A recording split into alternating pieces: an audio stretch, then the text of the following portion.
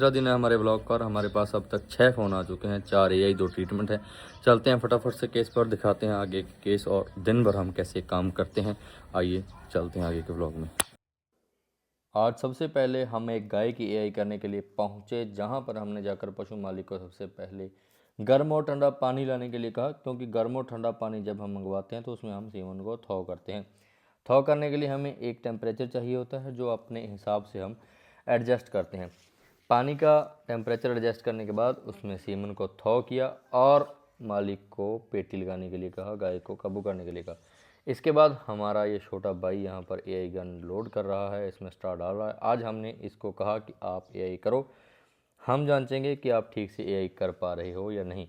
ये काफ़ी समय से हमारे साथ है, बहुत बेहतरीन एआई कर लेता है, सारे काम ही बहुत बेहतरीन कर लेता है। इसके बाद ये भैंस थी जिसकी हमें पीढ़ी करनी थी, बहुत ज़्यादा डर रही थी। हमने इसको काबू किया, जैसे ही पीढ़ी करने लगे, प्रेगनेंसी डायग्नोज करने लगे, तो ये गाय बैठ गई, ये भैंस बैठ गई और बैठी भी उस तरफ जहाँ पीछे बैठकर इसकी पीढ़ी ना की जा सके।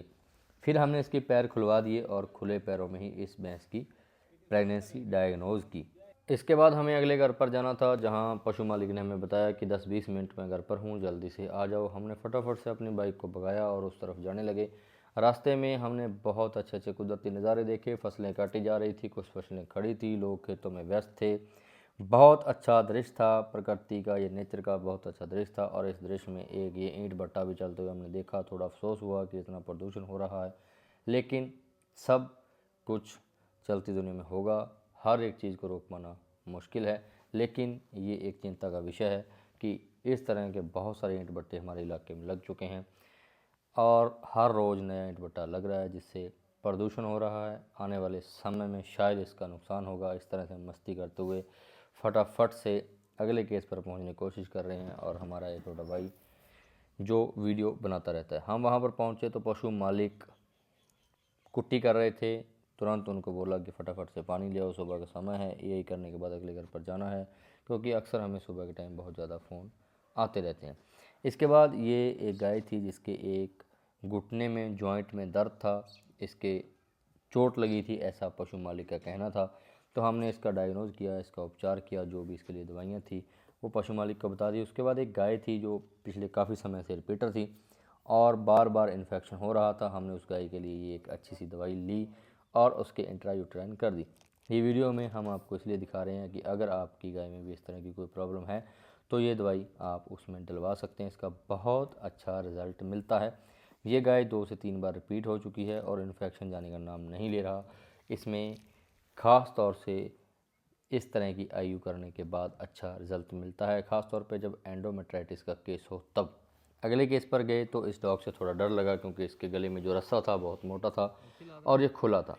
लेकिन फाइनली हमने डर को भगाते हुए यहाँ अभी एआई कर दी और इधर एक भैंस को काबू करके एआई कर दी। साथ ही इस पेड़ के ऊपर ये कौन से फल लगे हुए हैं कमेंट बॉक्स में ज़रूर बताना। हमने कुछ फल लिए, खाए और इस भैंस की एआई कर दी। इसके तुरंत बाद हमें एक गाय की एआई करनी थी, जिसके पिछले रोज़ भी हमने एआई की थी। डिले ओवुलेशन का ये केस था, इसका ओवुलेशन थोड़ा देरी से हो रहा था, इसीलिए हमें एक और एआई करना मुनासिब समझा। तो हम वहाँ पर पहुँचे और जाकर गाय की एआई कर दी। फाइनली एआई करने के बाद हमें कुछ और फ़ोन आ रहे थे, जिसमें एक गाय की फिर से एआई करनी थी। इसका पशु मालिक खेत में था, उसको घर पर बुलाया। और यहाँ पर भी एक गाय की एआई करनी थी, इसका पशु मालिक घर पर ही था। इसके बाद इस घोड़ी की प्रेगनेंसी डायग्नोज करनी थी कि ये गाभिन है या नहीं है। तो हमने इस घोड़ी की भी प्रेगनेंसी डायग्नोज की और पशु मालिक को जो भी सूचनाएं थी वो दे दी।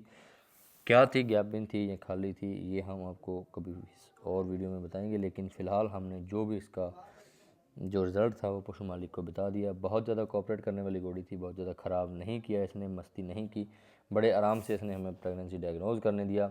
इसके बाद कुछ और केस थे जहाँ पर एक भैंस में एआई करनी थी, पशु मालिक घर पर नहीं था, अड़ोस पड़ोस के लोगों को बुलाया, उसको काबू किया। ये सामने जो आप बैठी हुई भैंस देख रहे हैं, इसकी एआई करनी थी। थोड़ी डर भी रही थी भैंस, बहुत मुश्किल से ये काबू होती है, लेकिन फाइनली हमें पशुओं के डॉक्टर कौन कहेगा अगर हम इसको काबू नहीं कर पाए। हमने आस पड़ोस के कुछ बंदों को बुलाया इस भैंस को काबू करने के लिए, पूरी मशक्क़त की। ये हमें देखकर ही डरने लगी, इधर उधर भागने लगी, लेकिन फाइनली हमने उसको काबू कर लिया। इसके बाद ये डॉग था जिसके एक इंजेक्शन लगाना था, इसके हल्का इन्फेक्शन हो चुका था।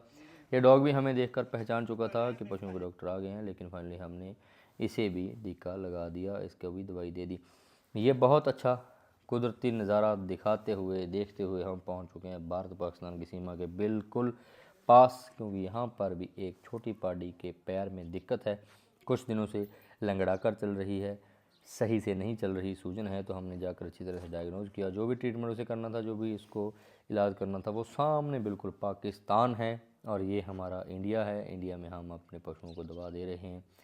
और इसके बाद हमारे कुछ और केस, जहाँ पर एक गाय की एआई करनी थी, ये जो सामने गाय खड़ी है इसकी एआई करनी थी, इसका पशु मालिक भी घर पर नहीं था। अक्सर हमारा ऐसे ही हमारे साथ होता है, जब हम पहुंचते हैं तो पशु मालिक घर पर नहीं होता, और जब पशु मालिक घर पर नहीं होता तभी लगभग हम पहुंचते हैं।